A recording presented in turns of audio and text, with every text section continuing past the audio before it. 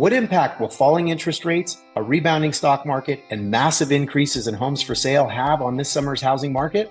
We're going to talk about that and more in the summer market update and forecast. I'm Brett Jennings with Real Estate Experts, and as we go to understand about the Bay Area real estate market, it's important to understand what are the key factors that drive the market. And I like to say real estate is a supply and demand driven market that's tempered by interest rates and the stock market. Now, 3 of these 4 are having a major impact or influence on this summer's market. And here they are. Number 1, it's interest rates. Interest rates are on the decline, and we're going to talk more about that in this quick session. Number 2, the NASDAQ has just reached all-time highs after a rebound of coming back from being down almost 20% this year. And third, the one thing that's a little not in our favor if you are a seller is inventory. Inventory or supply of homes for sale is nearing, in most markets, 5-year highs. Why does this matter? Well, here's the takeaway from everything that's coming with this confluence of factors. Number 1 is that we are moving towards a balanced market. In fact, these balanced conditions we haven't seen since 2022. So after years of extreme seller's advantage by rate-driven slowdowns, this market is now finding an equilibrium. It creates new opportunities for both buyers and sellers who understand the changing dynamics, and that's what we're going to continue to talk about here. Number 1, let's look at supply. Inventory in the Bay Area in most markets is up at least 50% over last year, approaching 5-year highs in most of these markets, and it's giving buyers more options than they've had in years. Where are we for the core of Silicon Valley? Well, we're at about 2 to 3 months of inventory. Now let's put that into perspective. Usually, the Bay Area is a limited supply market, and we usually only have 1 to 2 months of available homes for sale. But because of this increase in inventory and spring slowdown in the market, we are moving towards balance. We have 2 to 3 months of inventory, but sellers do still maintain some advantage in some market areas. What's happening on the supply side? Well, if the supply side is up 50%, if you are a seller, we really need to think strategically. What does that mean? Well, if we're going to price on the market, we are going to want to price competitively. That means pricing right at market value or maybe slightly under market value. The second thing sellers are going to want to consider is doing proper preparations. With the increase in supply and selection, buyers are being very picky. So your home needs to look its best if you're going to expect to have a sale happen this summer. And the third part of that is perfect presentation. This comes more with the real estate agent that you partner with to list your home, but it's really making sure you have outstanding staging, photography, and marketing materials to really get buyers excited about your home. On the demand side, what we're seeing is the buyers are out there. They are steady but cautious. Because they have more selection, they're proceeding with more caution.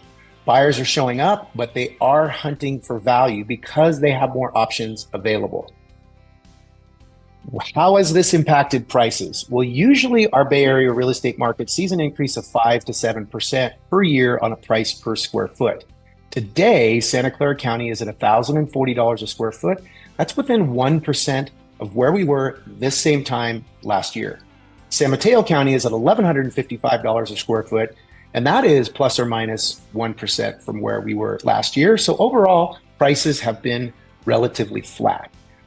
What's behind that? Well, because we have more homes for sale, it is taking longer for homes to sell. Days on market is on the rise. Single family homes are taking, where they used to sell in 7 to 14 days, are taking 21 to 35 days to sell, and condominiums are taking 25 to 49 days to sell. However, homes that are properly priced and well prepared are still selling, and those are the ones that are selling the quickest. Interest rates. This is probably some of the best news on our horizon behind the stock market. What we have seen is when tariffs were announced early this year, the mortgage market did not appreciate that announcement. The market was seeing tariffs being inflationary, and we saw interest rates increase as soon as the tariffs were announced, and they went up to nearly 7.1%. The good news is mortgage rates have been consistently trending down, and they are currently down to 6.6%. What does that mean for buyers?